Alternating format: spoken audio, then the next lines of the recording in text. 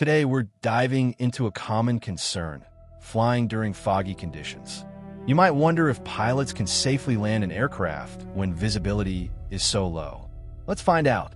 Fog can be incredibly thick and dense, making it hard to see much beyond your own windshield. But here's the thing. Even with limited visibility, pilots have a variety of tools and techniques to ensure they can land safely.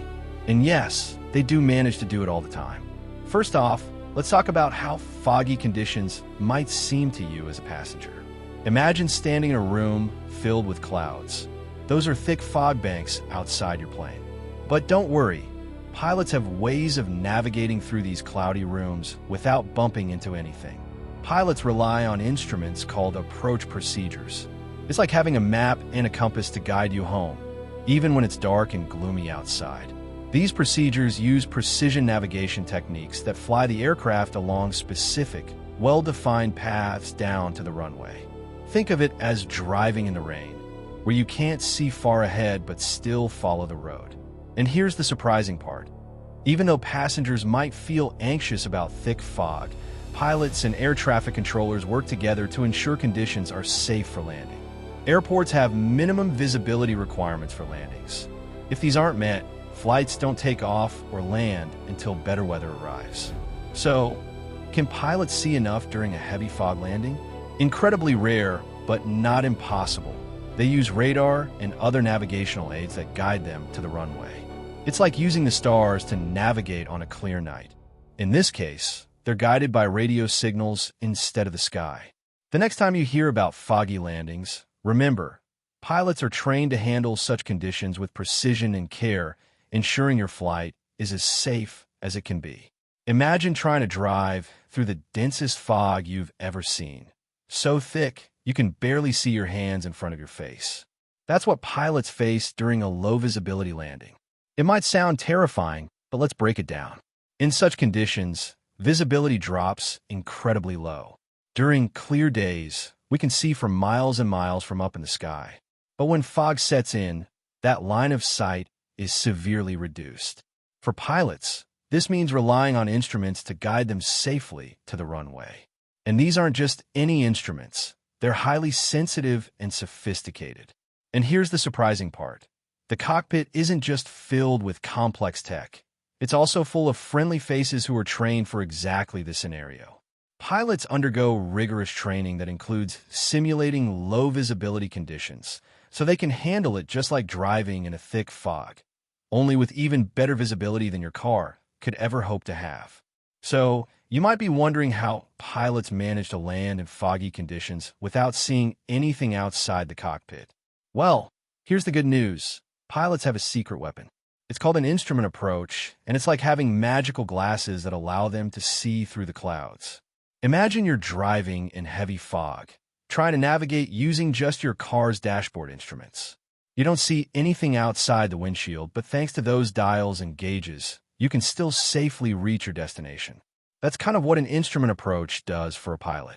In simple terms, when it's too foggy to see the runway with their own eyes, pilots use special equipment on the plane called instruments. These tools measure things like altitude, speed, and direction. With this information, they can follow a precise path down to the runway, just like you'd rely on your car's GPS to get home when it's pitch dark. Now, here's the surprising part. These instrument approaches are incredibly reliable. Pilots train extensively to master them, ensuring that even in zero visibility conditions, they can safely land the plane. It's not magic. It's just really clever technology and hard-earned skills. Okay. So we've talked about how pilots use special equipment like GPS and radio signals to land in fog. Now, let's dive into exactly how these systems work, almost like having a guided tour for your plane. Imagine you're driving a car down an unfamiliar street at night with no streetlights or road signs. You'd be pretty lost, right? But now picture that same scenario where your car has built-in GPS and a clear map of the route. You can see your location on the screen, turn-by-turn directions appear, and you know exactly how to get to your destination. That's kind of what an instrument approach is for planes, but much more complex. There are different types of instrument approaches, just like there are different ways to navigate a city. One common type is the ILS, Instrument Landing System. Think of it as having detailed street signs and traffic lights guiding you home.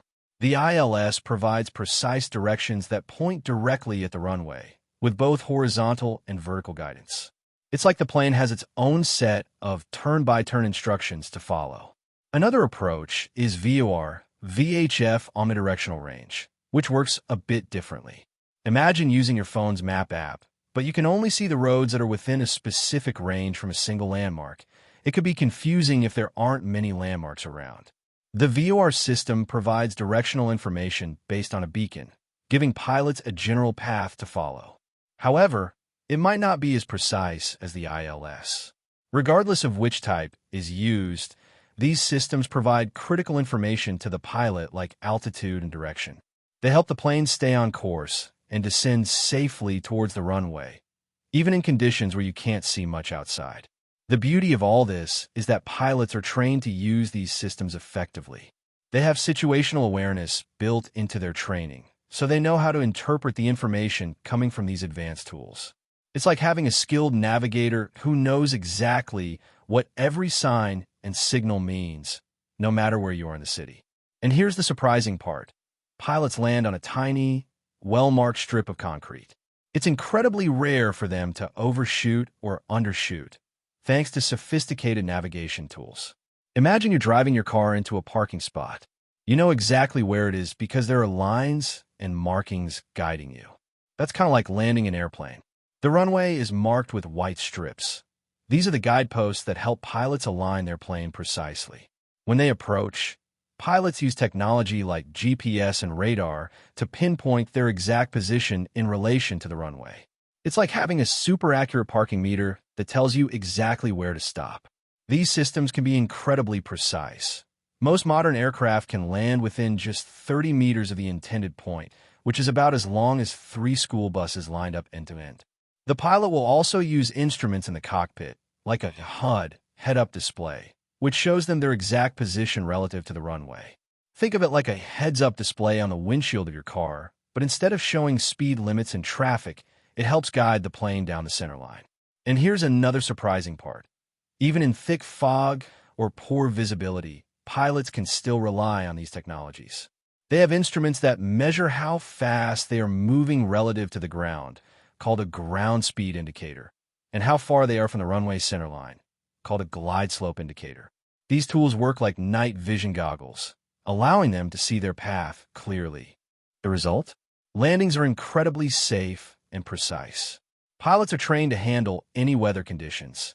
Thick fog or clear skies don't make much difference. And because of these advanced systems, the chances of overshooting or undershooting a runway are incredibly small. You're more likely to have issues with parking your car than with landing an airplane. And here's the surprising part.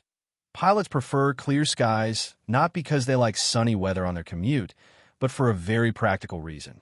Foggy landings are possible, but they're definitely not the most preferred option. You see, when there's fog, it means the visibility isn't ideal, especially in that critical period as we approach the runway and descend to land. In clear skies, everything is easy to see. The runway lights, the horizon, even landmarks on the ground. When you can see all these things clearly, it's like driving your car down a well-lit highway at night. But imagine trying to drive in fog. Your visibility is limited, and you have to rely more on your instruments and intuition. This is similar to what happens when we approach an airport in fog.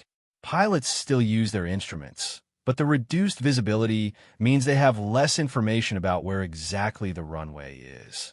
And it's not just the pilots who prefer clear skies. Air traffic controllers do too. Clear weather allows them to manage the flow of planes more efficiently. When everything is visible, they can quickly direct and separate aircraft, ensuring smoother operations. So while foggy landings are possible with advanced equipment and careful flying, pilots still opt for clear skies when they have a choice because it's safer and more efficient for everyone involved. It's like running a marathon on a clear day versus one where the visibility is poor and there's lots of mist.